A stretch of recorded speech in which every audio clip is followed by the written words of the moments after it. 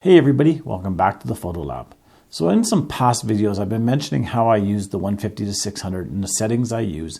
And I mentioned a few things in there that gets people wondering, well, does he recommend it? Doesn't he recommend it? So I'm covering off all those things. And in today's video, I'm talking about using auto ISO. Now, first of all, please listen to the whole video because I do not recommend using auto ISO for everybody. In fact, for very few people do I recommend it. But before we start, what is ISO? Well, if you look back in some of my videos that I've done before, I've talked about ISO. I've actually gone quite in depth in one video explaining what ISO is and how it relates to the camera and everything. And if I remember, I'll put a link up top here and you'll be able to click on that. If not, just do a search in my videos and you'll find it. But ISO basically is this. The ISO is setting how sensitive the camera is to capturing light. The higher ISO, the more light the camera can capture, the less light you need to take a picture. The lower the ISO, the less light the camera captures and the more light you need to take a picture. So that's the pretty much a nutshell version. Like I said, check that video out. But on our cameras, we have the auto ISO setting. And this is one of these settings, again, that many people have set on their cameras.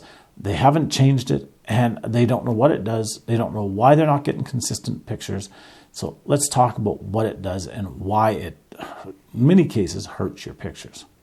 So the auto ISO setting allows your camera to change the ISO according to the lighting conditions. Now, when I say that, it sounds like a really good thing, doesn't it? Sounds like something you want to set your camera to. And it does work, don't get me wrong. But if you're going to do that, you may as well set your camera on the intelligent auto or the full auto or in program mode with auto ISO because you're not going to have any consistent results and the camera is going to bounce around. You may take a picture and it looks perfect. The next picture it looks underexposed. The next picture it looks way too overexposed. Why is it doing this?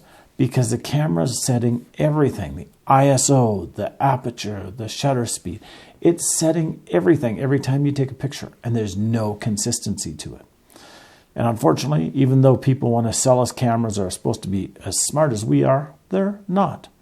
So if you take the auto ISO off, if you actually manually set your ISO, you may have issues with overexposing or underexposing in most cases, but you'll get more consistent results. And as you learn what the ISO does, how to set it, along with setting your shutter speed, along with setting your aperture, your pictures will be more consistent.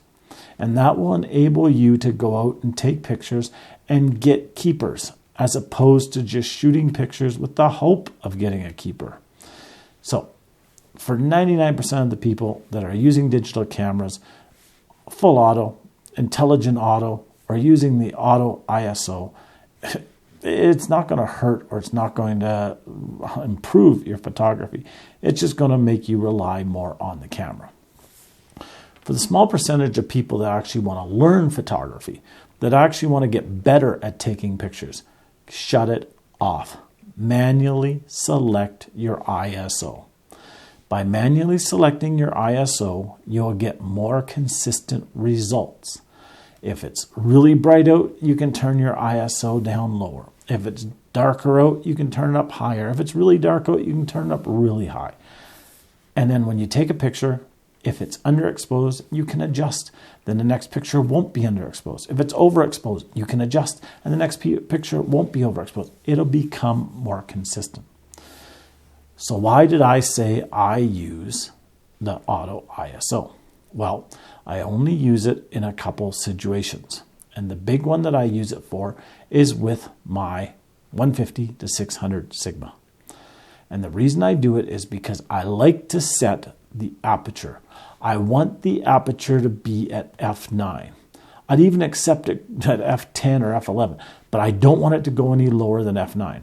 So I set, using aperture priority, my lens to f9. That allows me to take pictures and know that my lens is not going to go any lower and my pictures are going to be sharp. Because on my lens, I found that if it goes lower than f9, my pictures aren't as sharp. So I set on aperture priority f9. Then I let the camera select whether it's going to change the ISO or the shutter speed. Now, I could also use manual, I could set my aperture, I could set my shutter speed and let the camera just adjust the ISO. That would work as well. I do that sometimes, but mainly I use aperture priority. And by doing that, the camera is able to give me what I'm looking for. And what I'm looking for in 99% of my wildlife pictures is I'm looking for that aperture to not go below f9. I want it at f9, so that's why I set it there. Letting the ISO adjust, letting the shutter speed adjust. It's just how I get a correct exposure.